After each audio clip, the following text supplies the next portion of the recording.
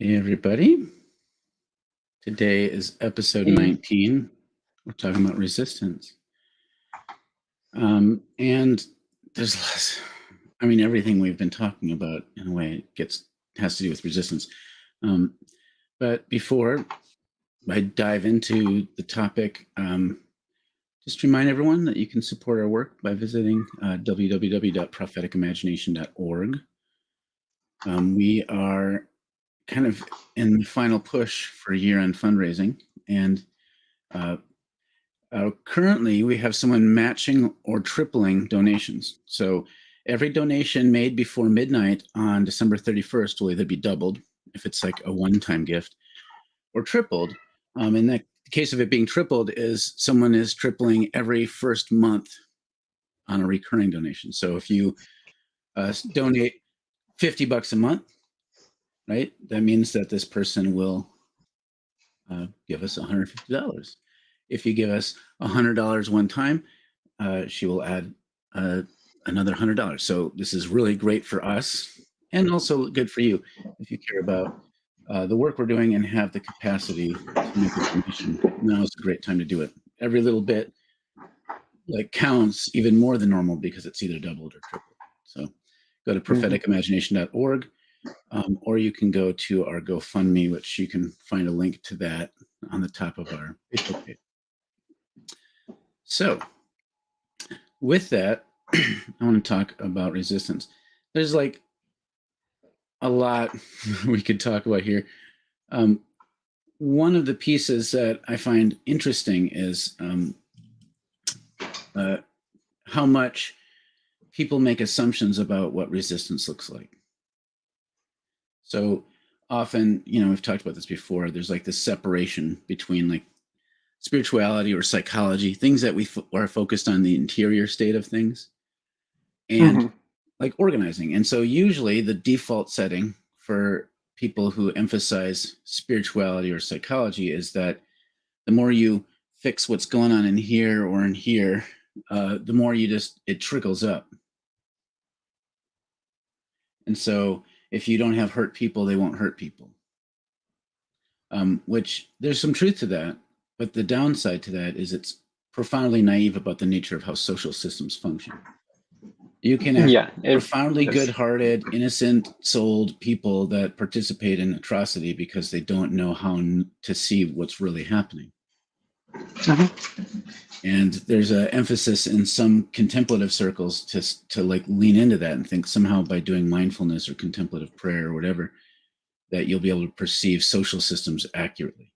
And that's not how it works either. It takes analysis and some sort of understanding of how it all works. I mean, in a sense, like that's really kind of what a lot of our changes to our justice system and things like that. Except for minus like the actual psychology. It's like, well, if we make limits on the individual, it's gonna fix systems, and that's really not how things work.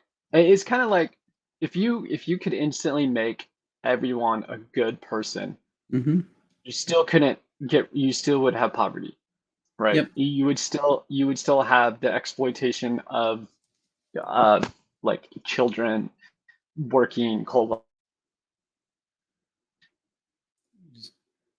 Just froze for a second there. So I'm going to assume it's on your end. Now let's keep talking about what I think you were just talking about.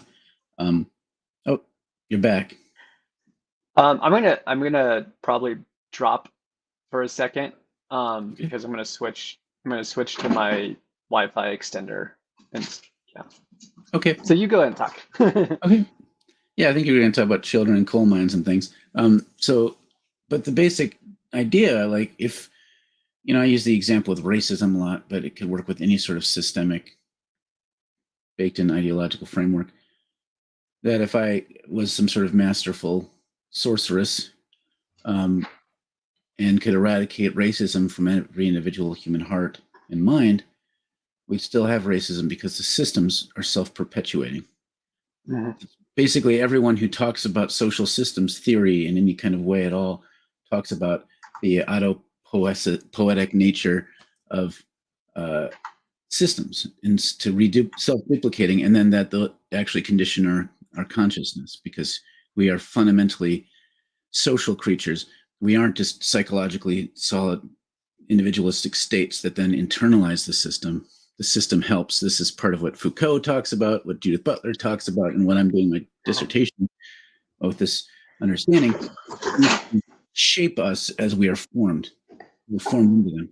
And likewise, if I could eradicate all structural oppression in the world, we'd start reduplicating them, because they live in us to a certain point to which we recapitulate them. So we have to figure out, like, well, what does resistance look like?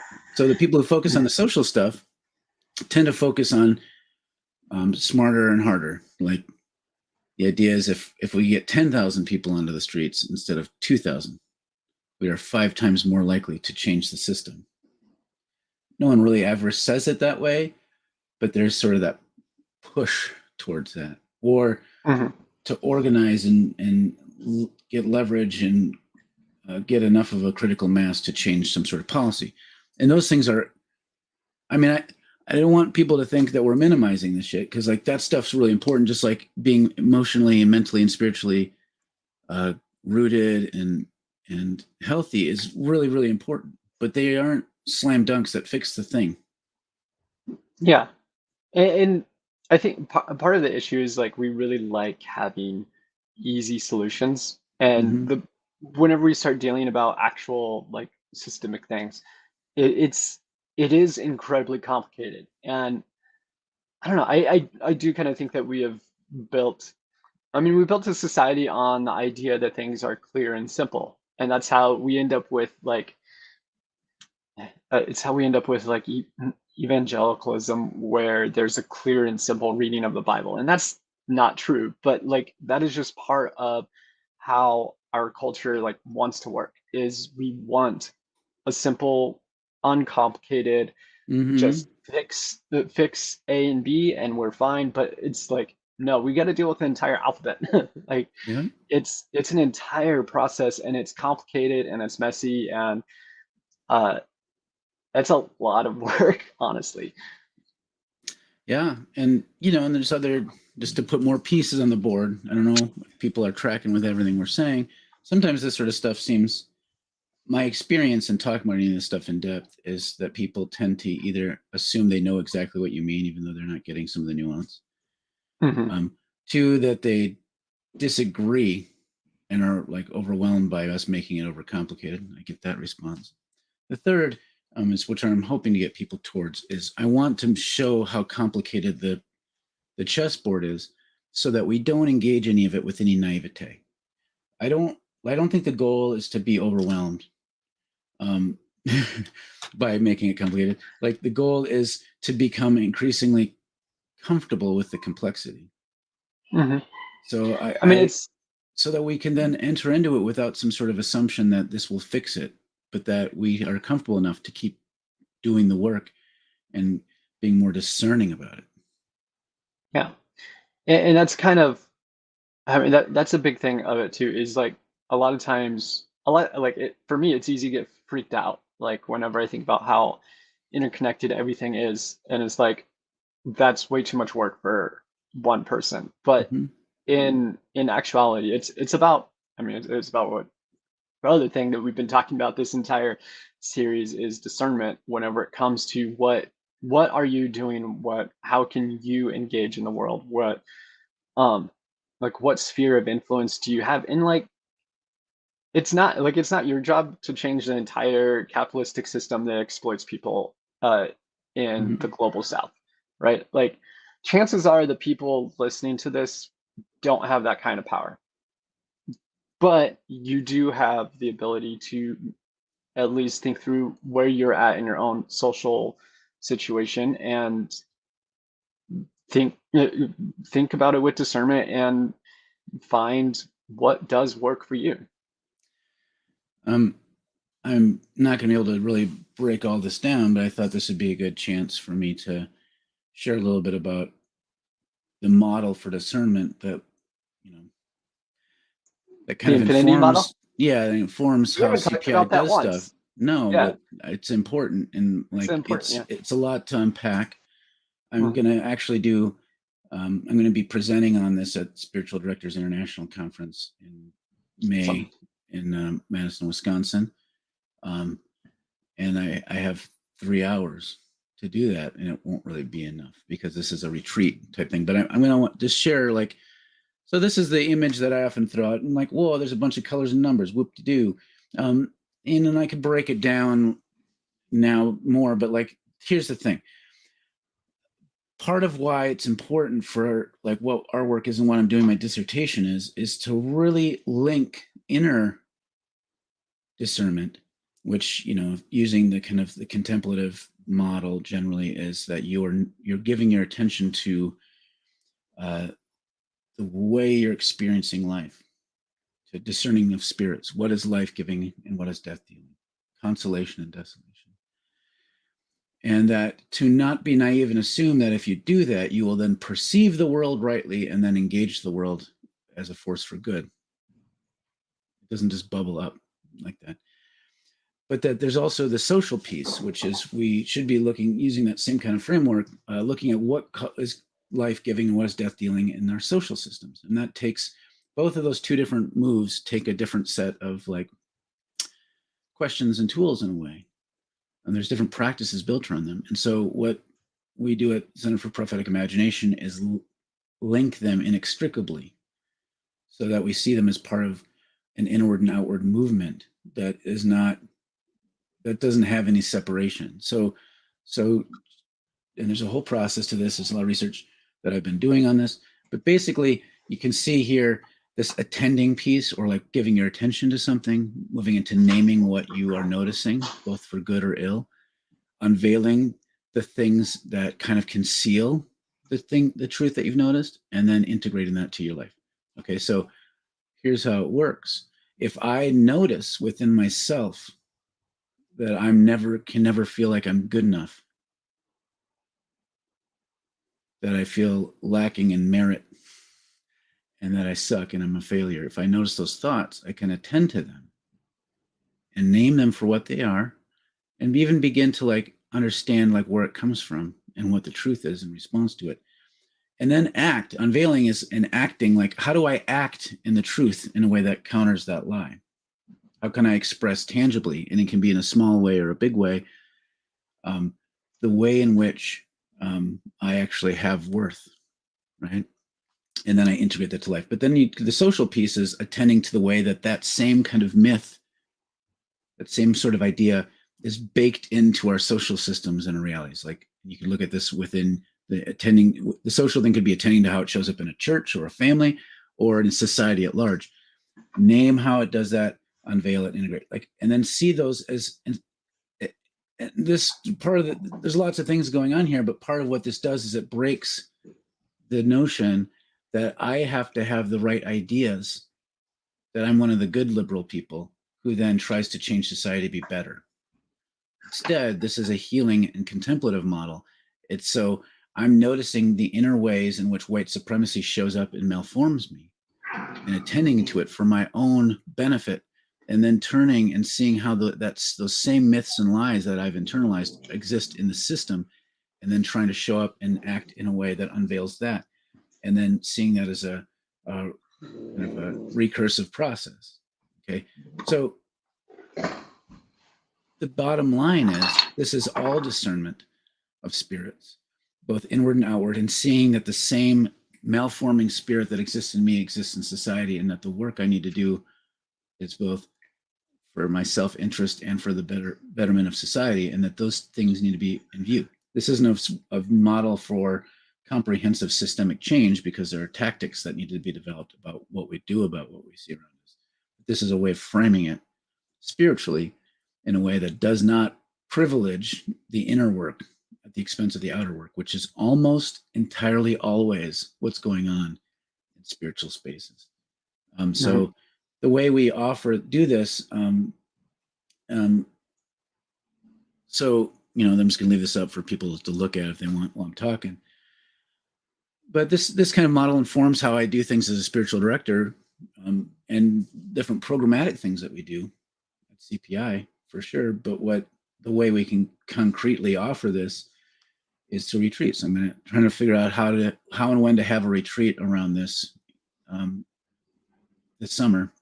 But really the ideal sweet spot for this is to have me come to your organization or church and engage this in 3 different ways.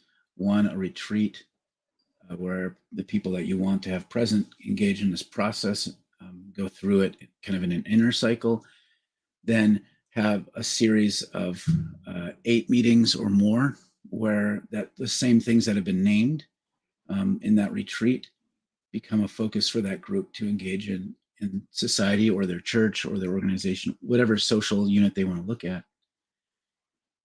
And in a way that in both cases leads to concrete action, not to change what's going on outside of us, but in part to change what's going on inside of us. Because when we do the work of resisting capitalist types of oppression in the world, that does something to us in our inner life. Just like when we become healed in our inner life, it does actually affect the world around us. We just can't be naive about it. And then the third phase of how I'd work with a group is to offer follow-up conversations and some tools that we're currently developing that help that group continue with this as a sort of ongoing process and set of practices. So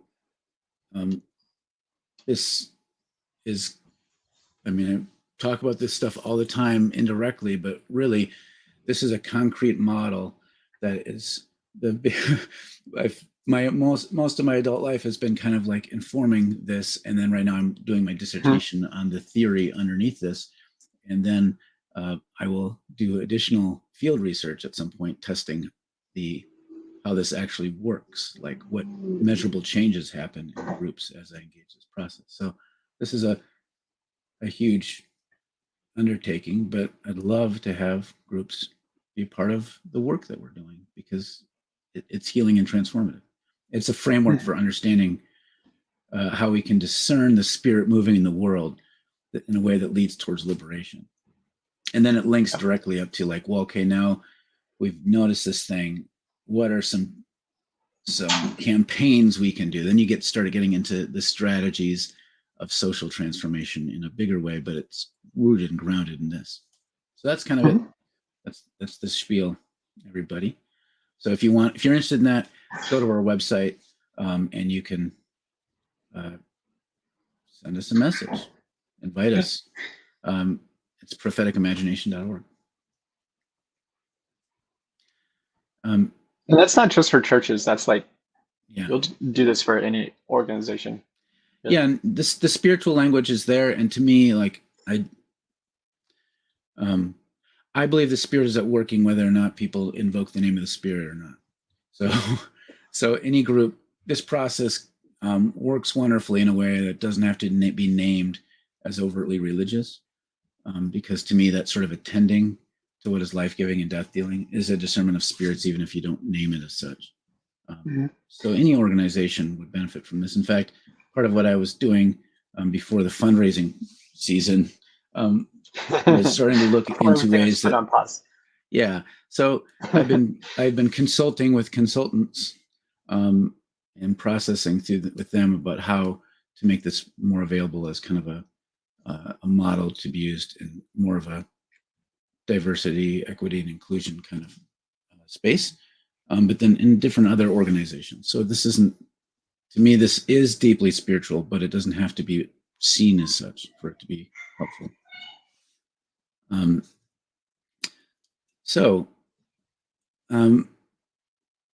Comments and questions are great. I know we just laid down a lot of stuff.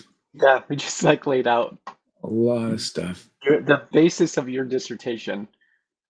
Yeah, which like it is like it's important to what we do. Yeah, it's basically the foundation of what we do is kind of on that.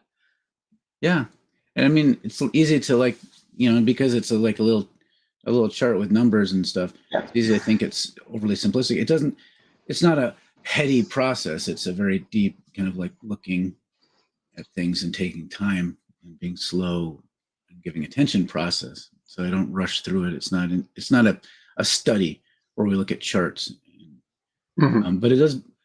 but it does have a lot of assumptions kind of built into it that are based upon research that a lot of people take for granted. So even the simple insight that when you and I talk about the cis heteropatriarchy, dump on it, yeah, we're talking about it as trans women because within cis heteropatriarchal terms, we're kind of the low rung on the ladder. And so we experience the weight of it in a way that's unique. Mm-hmm. But it malforms everyone. Yeah, it does. And so the insight, even that's hard enough, this one simple insight that's kind of built into the model that a lot of people find hard to even accept, this basic one, is that these social things like white supremacy hurt white people. It's not that white people are simply more privileged than other people. It's that they are not only do they have social power, but that power does something to them emotionally, mentally, spiritually, health wise, that fucks them up. Right? Yeah. We're fucked up. Whiteness fucks us up if we're white, which I am. And so I have a vested interest in dismantling white supremacy, even though I'm not feeling the same weight of the boot. Mm-hmm. And so this is And all these things, all these social systems that are oppressive hurt everyone at some level.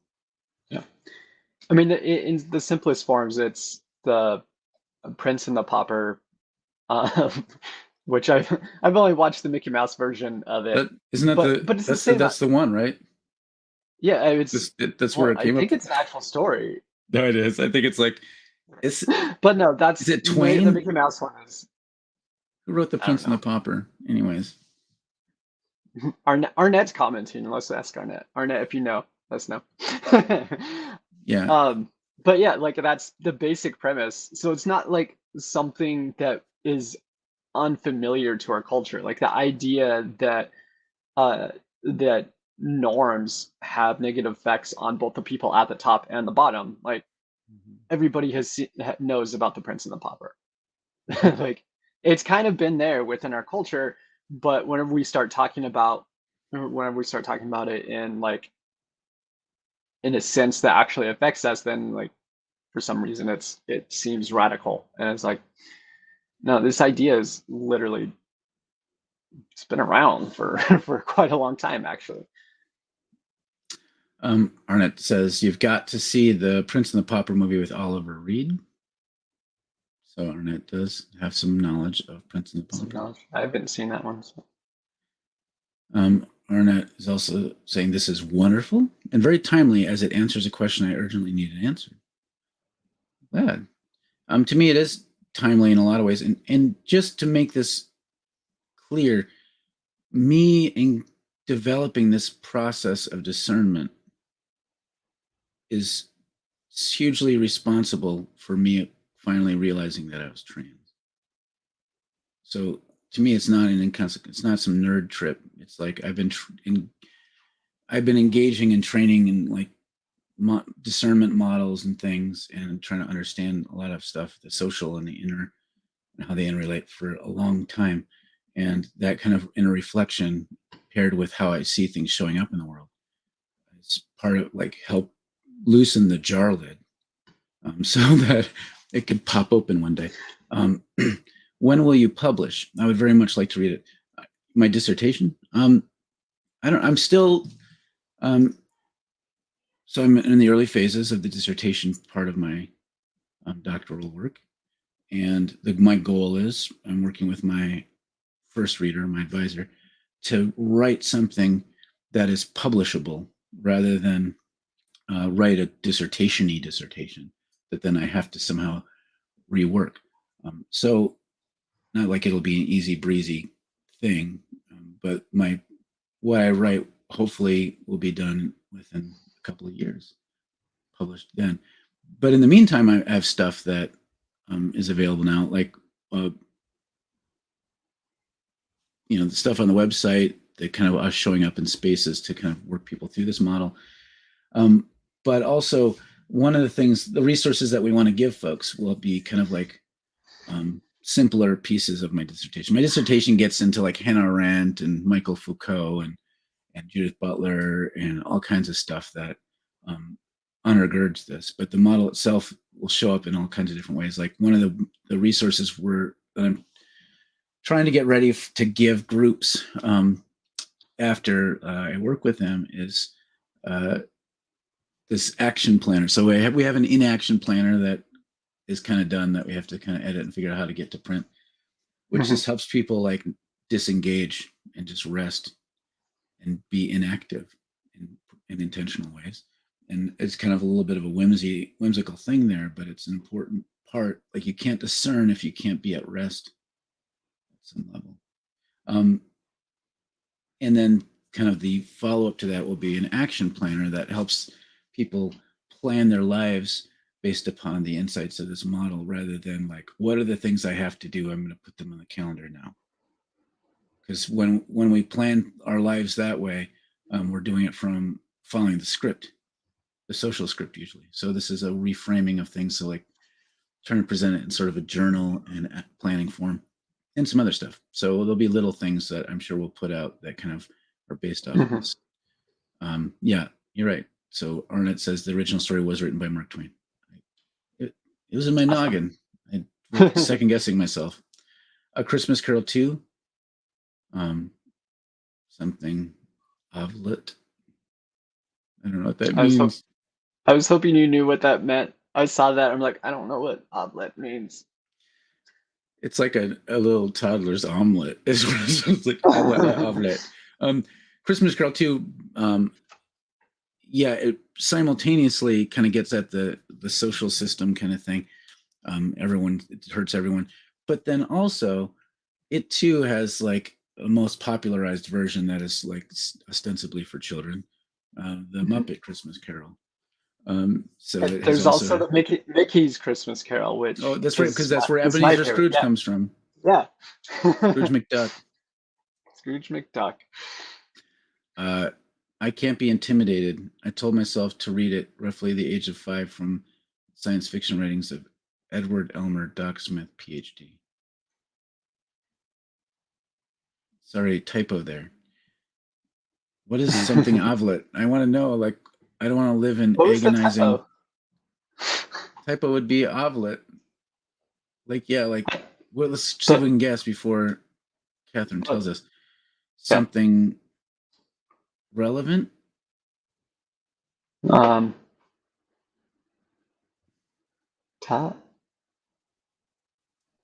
don't know if you're weighing in with that or something else. I'm so confused right now. Just while we're waiting for the typo to be revealed, maybe it won't. Maybe we'll end before it. Maybe we won't. Maybe we'll live in this sad like disarray. Just a couple of things. So we have a January term course that's being offered in January, and I think it's Thursday nights. Yeah, that's what it says there, from 6 to 8 p.m. Central. It's based like Zoom.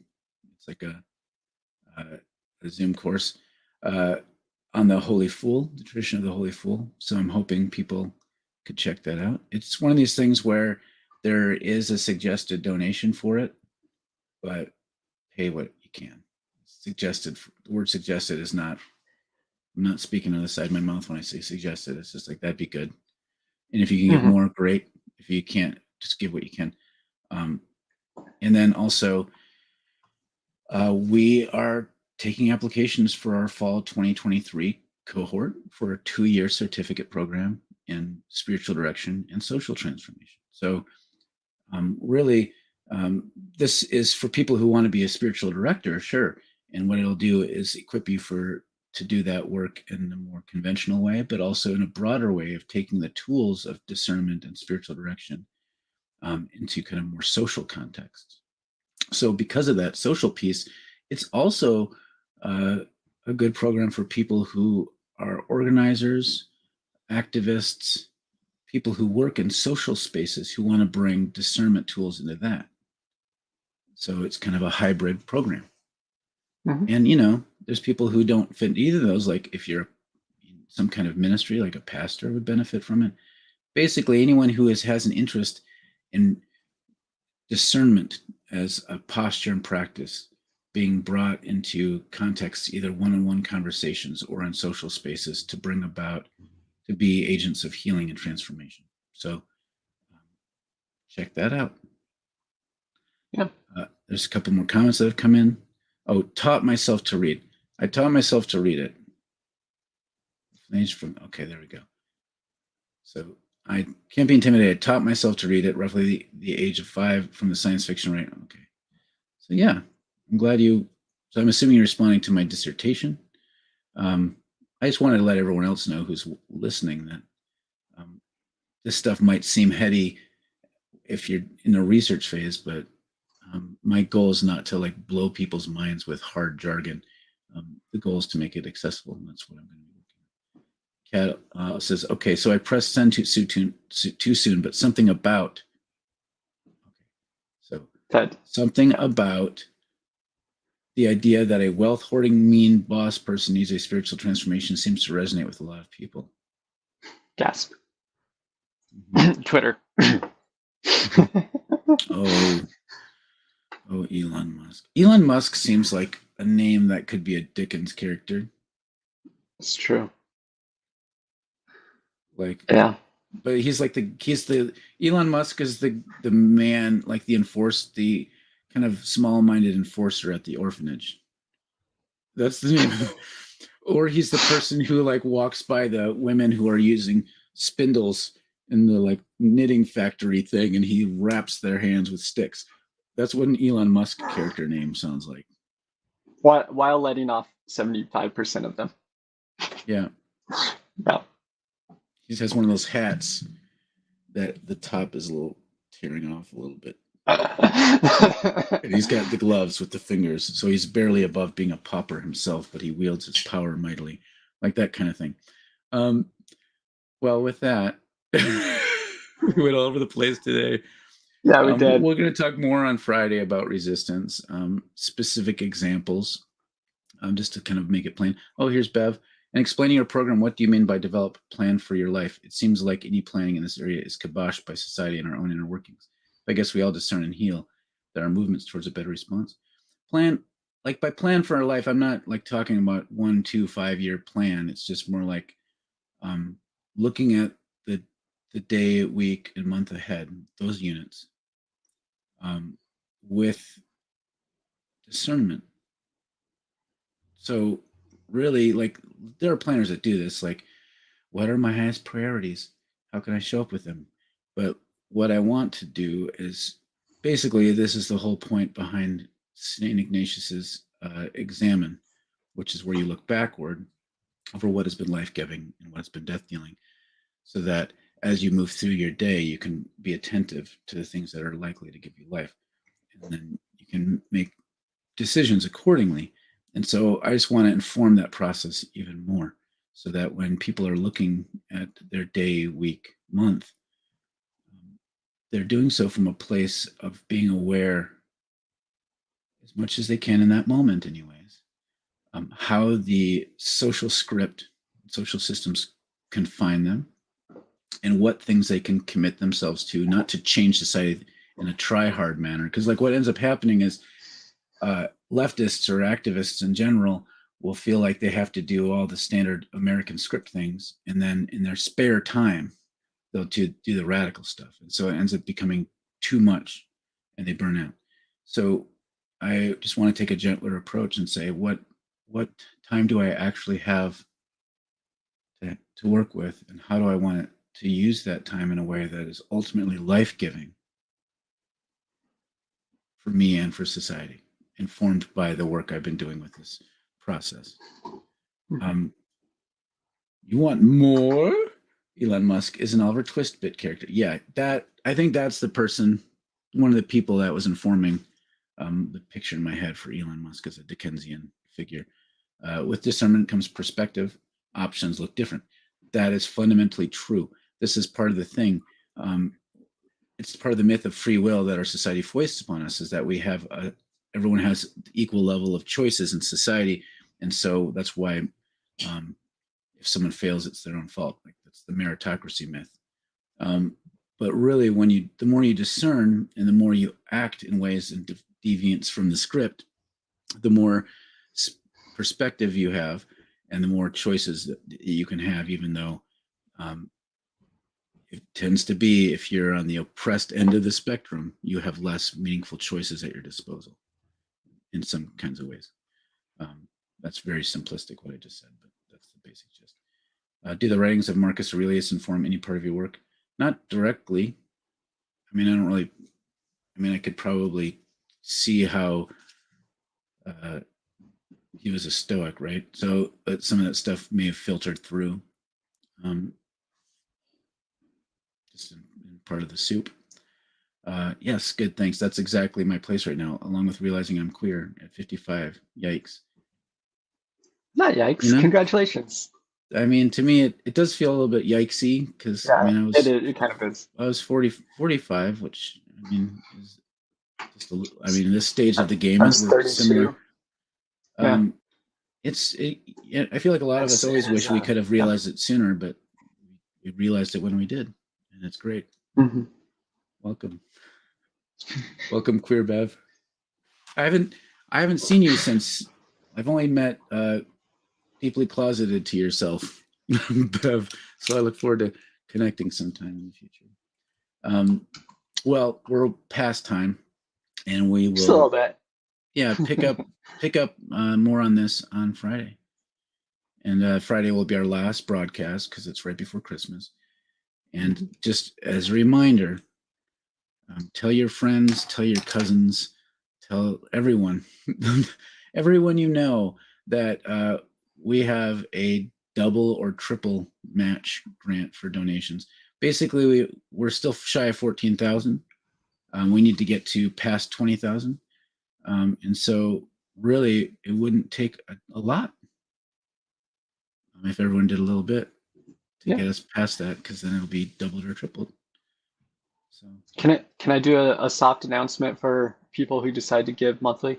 Yeah, because we still haven't worked through this yet, but we have, at least I had an idea that I threw at Ash, and so I don't even have permission to do this yet. But the idea of just like giving perks to people that are giving monthly. Basically, working on Rhythms of Revolt, I have notes upon notes on like the Beatitudes and like translating just individual verses, but have a page of notes. Anyways, I'm going to use that and write an ebook and like release basically one chapter at a time, but like on each beatitude. And then there'll be a mini ebook at the end. So, but if you give monthly, then you're going to get those little like chapters like regularly. That's the idea. Yeah. So if you like that idea, let me know, because that was just a brainstorm idea that I had and I haven't developed it yet, but that's really kind of the idea.